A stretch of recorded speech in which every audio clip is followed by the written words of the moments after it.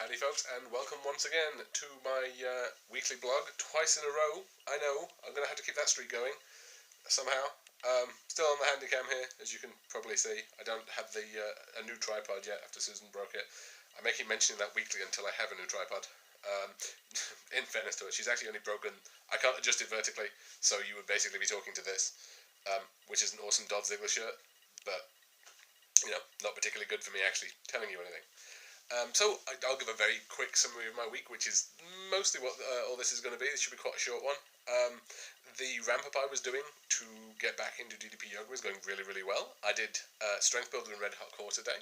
I will give a little confession here.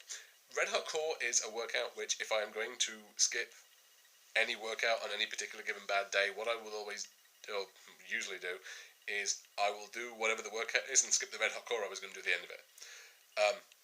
Which is stupid, and I know it's stupid, and it's still a thing I do. You know what?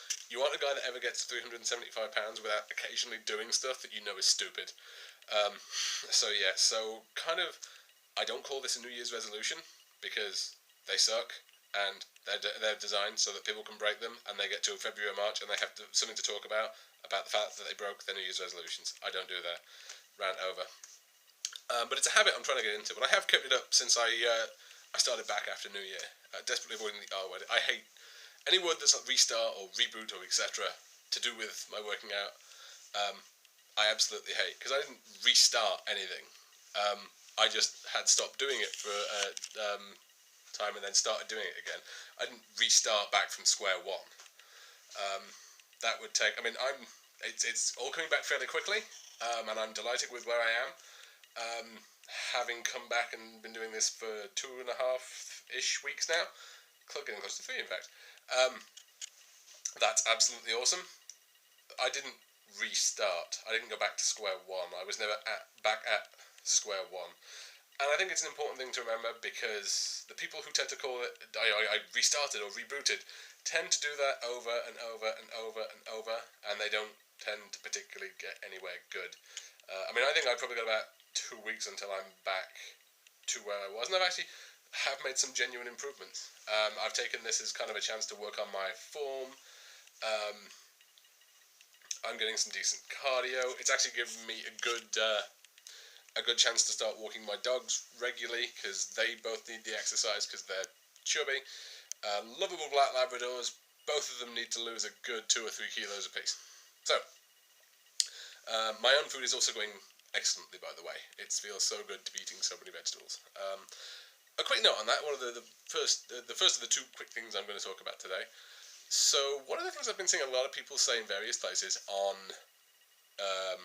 not on Team DDP, on the DDP Facebook page. Actually, my own father said this one to me, because he's doing a bit of a healthy eating kick, as I suppose a lot of people do during the New Year.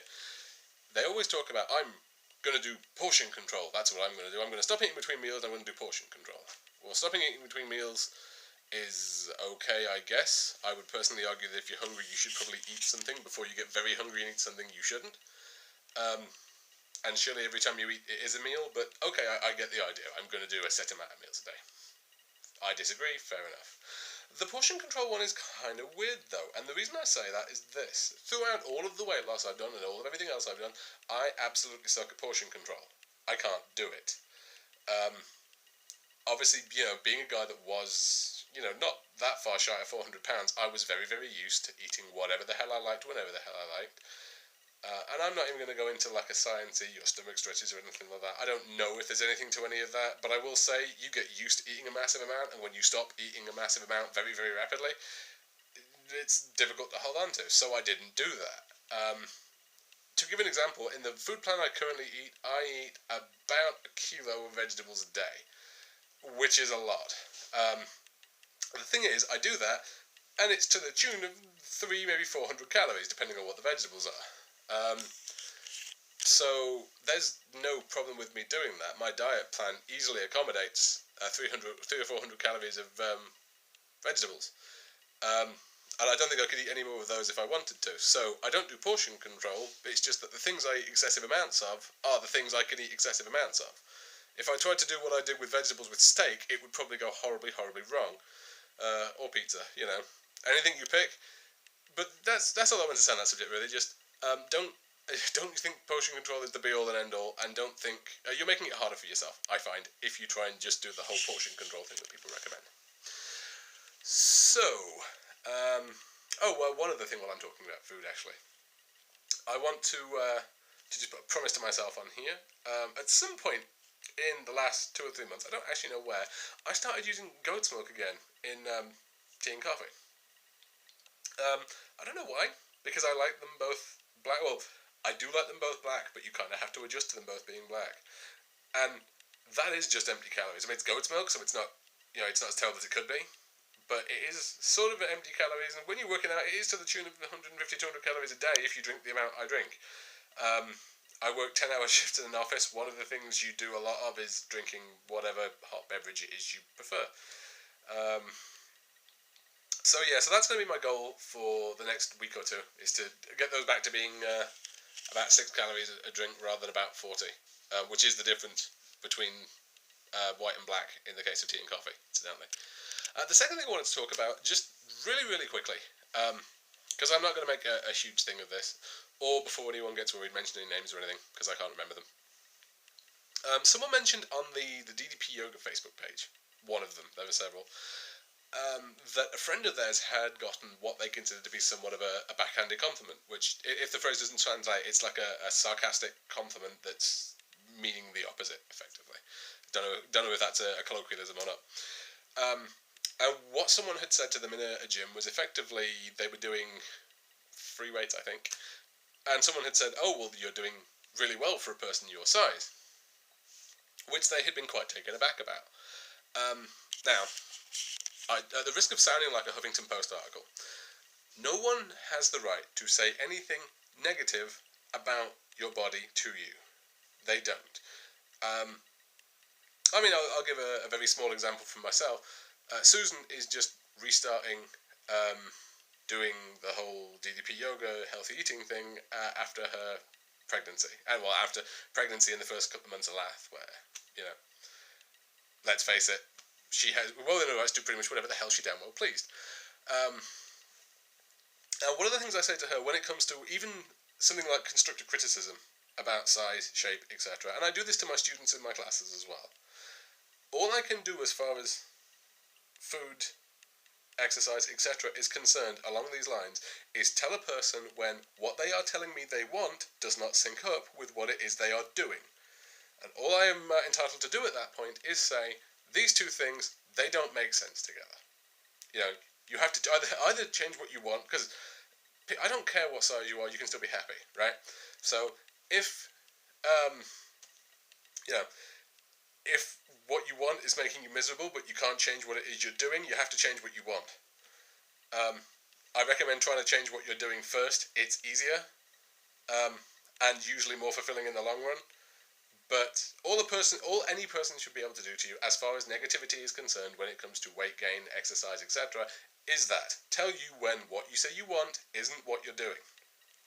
Now, that said, something that no one tells you when you start doing a high weight loss thing, especially like where you have a goal like myself, which was to lose 100 pounds, I'm down 150 odd now,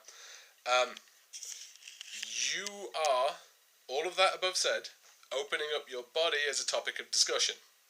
Because people are allowed, societally, it's just the way the rules are, to be complimentary to you about your body. And you are not going to be used to that. Because I wasn't used to that. Because no one is used to that. Because let's be brutally honest about this, there aren't many people commenting on the body shape positively of the guy who's 375 pounds and gets out of breath running up a flight of stairs.